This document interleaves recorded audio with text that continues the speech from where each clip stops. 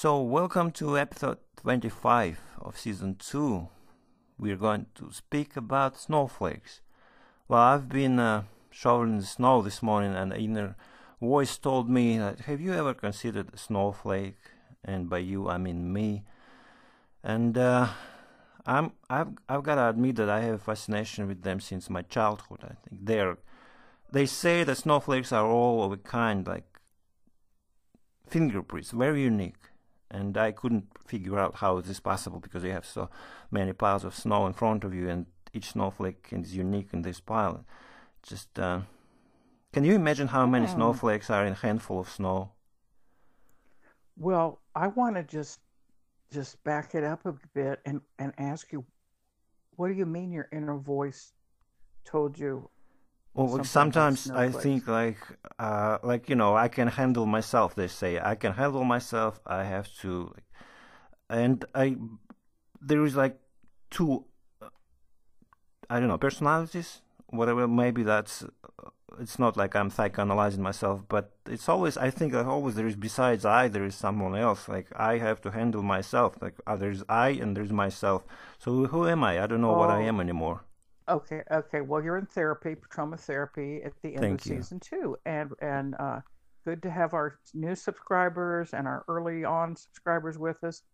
But I think what you're talking about is, as we talked in season one about, uh, psychology and personality. The first part to develop is the id, which is the instinctive self, and then there's the superego, which is the introjected rules of society. Then there's the ego, which is the developing self. And then we talked about Jung, who has the conscious and unconscious self. So I think what you're talking about is that when you say you hear a voice, there's like a thought that goes through your head, like, well, maybe we should do this. Well, what about that? So, like, there's this constant narrative or stream of consciousness that's running while you're doing something in the physical world, like you're shoveling snow, or maybe I'm sitting here in Texas eating a cookie. But there's a background stream of consciousness that's always flowing, and we as humans are aware of this flowing stream of time. I am feeling so philosophical today. I thank you for being you. You've just mentioned the point I'd like to stress, which is my inner voice, which we just discussed. It's not to be seen by others, and maybe it's not to be appreciated by others as well. But same as the snowflakes, because it's a shame that this beauty like is not seen and appreciated by people because you have to like have a look at this real close up in order to see how beautiful it is. Yes, a, a, a friend of mine uh, named Mark had posted some photographs online of some just beautiful snow up in Michigan territory, and then another friend of mine goes by the name of Trig. She had posted something from the Smithsonian Institute about one of the first photographers, Wilson Bentley, who lived from 1865 to 1931. He was one of the first fellows to photograph these individual snowflakes. But I think you're right. Like our individual thoughts are not always understood or appreciated, and they kind of pile up like snow. And when we're out in the snow, you're doing something like shoveling snow. We've got some other subscribers in Germany and in the UK. So I think snow has started falling, which is kind of nice. We're going to be going into season three, the winter, Have and you there's no snow in Dallas right now. Yeah, that's not a problem because you can make snowflake cookie, with lemon and vanilla snowflakes cookie, and that will be like decorating the thing to decorate your Christmas tree with. That sounds great. That does sound good. I actually have a friend here in Dallas who has Polish roots. She's an American, but she's from the Midwest, and she and her husband are both of Polish ancestry. And she just this past week was making some kind of like Polish cookie recipe. And I did not go to visit her because, we're kind of in a pandemic, but she sent me some pictures, and she has these cookie cutters, and one is a snowflake, one is a snowman, and then she has one of an angel. Absolutely. So yeah, I mean, yeah, I was. she could bake these snowflakes if she wanted to as decoration. Well, she makes them for her family. She has three grown sons, and they love the cookies made by mom. And I think snowflakes, Christmas, cookies, ice cream, all these things have a nostalgic component to them. Yeah, I but know that when I was growing up, I lived for some time in the state of Virginia and also the state of New York. And we went one year with my family. My father had a big station wagon, piled all the kids into it, and we took the road trip up to Ohio or somewhere down to Ohio to visit his family home. And I had never been to a farm, and I had never really seen like real animals. And um, it was a very nice trip. And then when we came back to our home, the whole first we were gone like 10 days or 2 weeks. The whole first floor, like the whole, it's a two-story house, the whole first floor was covered in snow. So the first thing my father and brothers had to do was shovel a way for us to get into the house. And then my mother and the girls, we all ran inside and turned on the heater while the men hung out and shoveled snow. yeah. Well, all I'm thinking right now is gingerbread snowflake biscuits. I don't know why. I'm thinking of the snow I have to shovel. I've just been shoveling snow for the past 2 days, but somehow I remember in Germany they loved it a lot. Gingerbread snowflake biscuits in Christmas. Oh, yes. Do you know that Snowflakes also is like the largest company in the US, or one of the largest, not really widely known, but comparable in size with Google or Amazon? Snowflakes? Yeah. What do they make? What?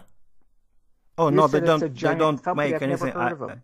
They don't. I think they cloud-based services. They provide cloud-based services, very popular these days. But it's funny that it's so huge and not many people know about it. Well, there you go. I I'm think it's also data look. warehouse. Yeah. Well. Anyway. Where was I? Yeah. Well, Also, you were talking. Go ahead. no. I was thinking about the episode this morning, and I opened my refrigerator, and I've seen this symbol of the snowflake in front of it. Where the temperature is shown.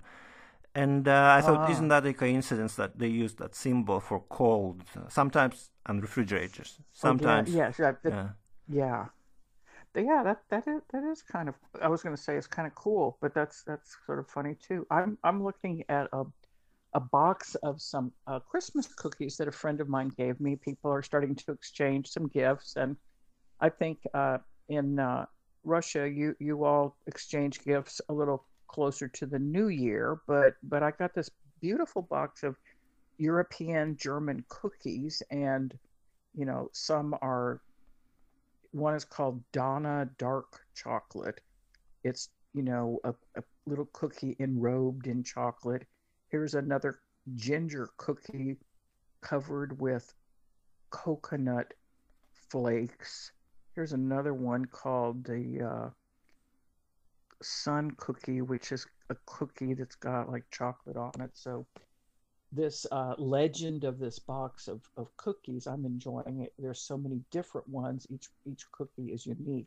Let me see how many different ones there are. One, two, three, four, five, six, seven. Seven times two, four. You have 14 different cookies. So snowflakes are unique, cookies are unique, and I think we as human beings are unique. We share a lot of things in common, and yet each person, has their own road trip or journey of life. Some of us have kids, some of us have parents, some of us have parents who have gone on to the next land or next part of their journey.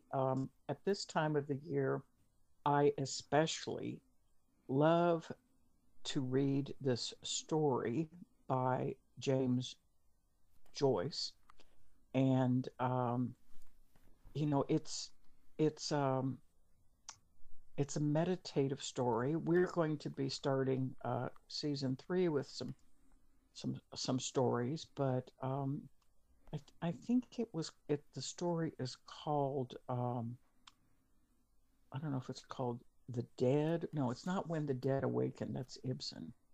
But it's a meditation of this woman looking out the window on at the snow. Now, you are a fan of Tolstoy.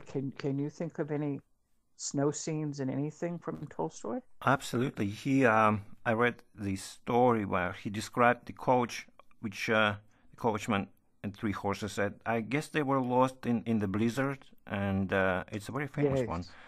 But they made it out, luckily, but still, it's a very dangerous thing, and Tolstoy definitely had seen it personally. Uh, yeah, blizzard is. I don't know how does that make you feel? The word blizzard makes you like immediately. Oh, well, I love blizzards. Okay, let me just backtrack a second. Okay, this the story that I wasn't sure the name of by James Joyce. It's called The Dead, and it's the final story in his collection 1914. The collection of stories is called The Dubliners, and there are many people who have written about snow and snowflakes, but the blizzard is also the name of a song by Judy Collins, who is a pianist and a guitarist, and it's a fabulous song about. I think she's leaving one area and she's having some trouble in life, and she goes on this road trip, gets trapped in a blizzard, and then some stranger meets her and takes her to his cabin. I think that's pretty exciting. I would love, well, not to meet a mass murderer on the road, but like to meet some like fabulous stranger and go stay in a cabin during a blizzard. But I'm a romantic, so um, yeah, there you go, there you go. Yeah, and when I was a child, I was in the kindergarten, and we had this cutout paper of snowflakes cut out. We stick it on the windows, or I don't know. And Yes, I yes, always wondered how could they? I think there was a kindergarten teachers who made them because we were real small kids, and yeah, those cutouts were beautiful. I think for the cover shot today, I'm gonna make one and celebrate my childhood anniversary. that sounds. No, that sounds great. That sounds great. Well, I enjoyed making this episode with you. I enjoyed hearing about some new subscribers that have joined us on our journey, and some of our subscribers have provided original art, and we have a few new subscribers that have agreed to maybe share some of their art that we can use with them in season three. So thanks for listening today, and have a snowtastic day. Yeah, and stay unique, just as the snowflake.